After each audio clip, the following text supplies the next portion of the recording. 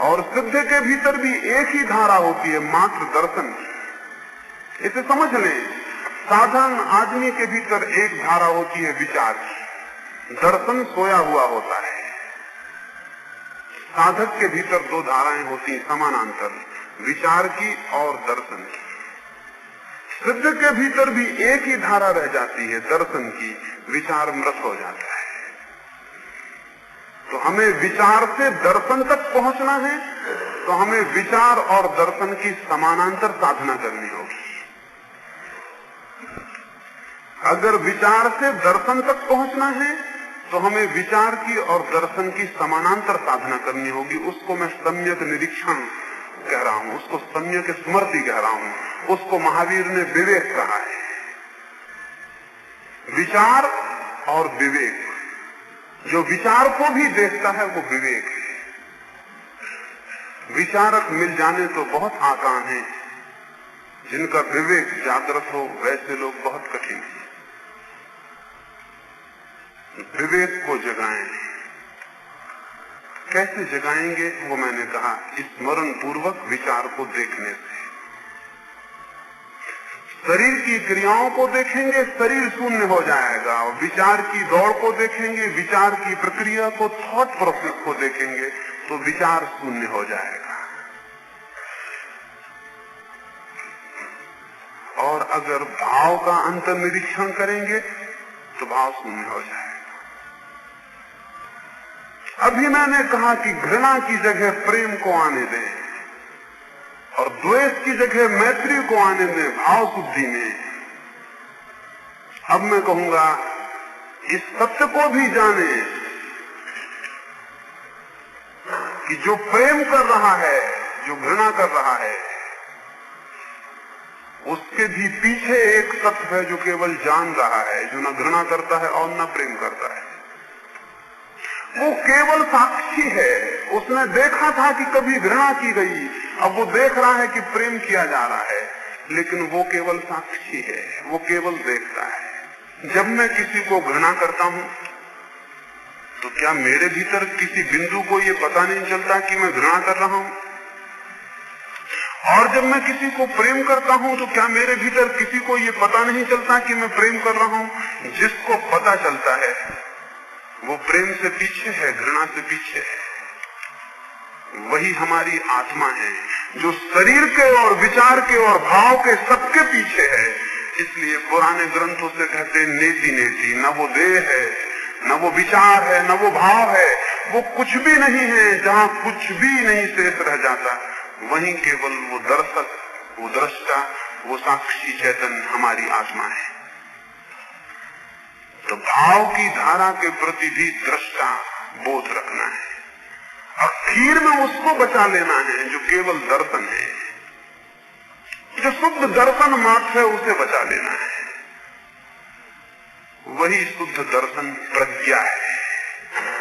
उसी शुद्ध दर्शन को हमने ज्ञान कहा है, उसी शुद्ध दर्शन को हम आत्मा कहते हैं। योग का और धर्मों का चरम लक्ष्य वही है।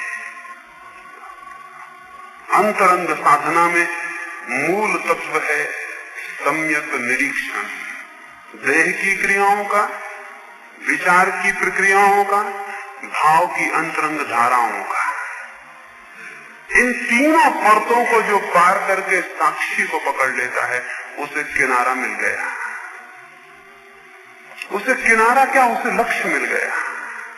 और जो इन तीन में से किसी से बंधा रहता है वो किनारे से बंधा हुआ है, उसे अभी लक्ष्य नहीं मिला। एक कहानी मैंने पढ़ी थी, सुनी थी। एक रात, पूर्णिमा की रात थी जैसे आज है, और चांद पूरा था और बहुत सुंदर रात थी। और कुछ मित्रों को हुआ कि वो नौका विहार को निकले। वे आधी रात गए, नौका विहार को गए और आनंद मनाने गए थे। तो उन्होंने नाव में प्रवेश से पहले खूब शराब पी, फिर वे नाव में बैठे, फिर उन्होंने पतवारें उठाई और नाव को उन्होंने चलाना शुरू किया। फिर उन्होंने बहुत नाव को चलाया। फिर सुबह का वक्त आने लगा और ठंडी हवाएं आ गई और उनका नशा उखड़ा और उन्होंने सोचा हम कितने चले आए होंगे, रात भर नाव चलाई है। और उन्होंने गौर से देखा वे उसी तट के किनारे खड़े थे जहां वे रात आए थे। और तब उन्होंने जाना कि वे भूल गए थे, पतवार तो उन्होंने बहुत चलाई थी, लेकिन नाव को नदी के किनारे से छोड़ना भूल गए थे। और जिसने अपनी नाव नदी के किनारे से नहीं छोड़ ली है, वो अनंत परमात्मा के सागर में कितना ही तड़पे, कितना ही चिल्लाए, उसकी कोई गति नहीं होगी। आपकी चेतना की नाव कहाँ बंधी है? देह से बंधी है, विचार से बंधी है, भाव से बंधी है। आपकी चेतना की नाव देह से बंधी है, विचार से बंधी है, भाव से बंधी है। ये आपका किनारा है। और नशे में आप कितनी ही पतवार चलाते रहे, एक जन्म अनंत जन्म, और अनंत जन्मों के बाद भी जब ठंडी हवाएं लगेंगी किसी सत विचार की, किसी सत दर्शन की, किसी प्रकाश किरण का जब धक्का लगेगा और आप जाग कर देखेंगे तो पाएंगे अनंत जन्मों की पतवार चलाना व्यर्थ चला गया। हम उसी किनारे खड़े हैं, हम वहीं बंधे हैं जहां हमने शुरू किया था।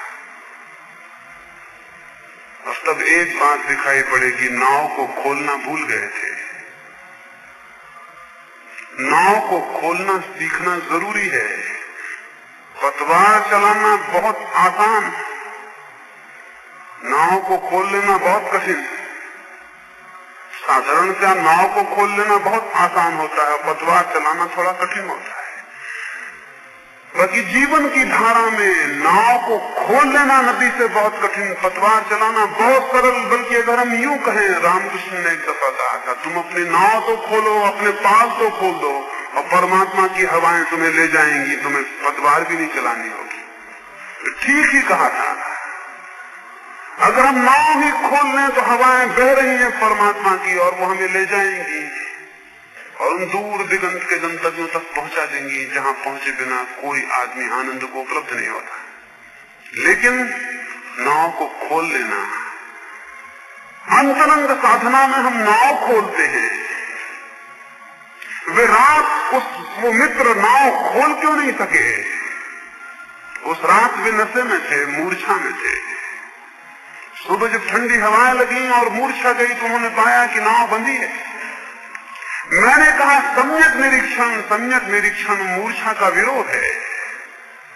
हम मूर्छा में हैं, इसलिए नाव को बांधे हुए हैं शरीर से, विचार से और भाव से। अगर सम्यक निरीक्षण की ठंडी हवाएं लगे और हम सजग हो जाएं तो नाव को खोल लेना कठिन नहीं है। मूर्छा नाव को बांधे हुए है, अमूर्छा नाव को छोड़ देगी। अमूर्छा का उपाय सम्यक निरीक्षण, राइट अवेयरनेस, समस्त क्रियाओं की। अंतरंग साधन एक ही है, सम्यक स्मरण, सम्यक स्मृति।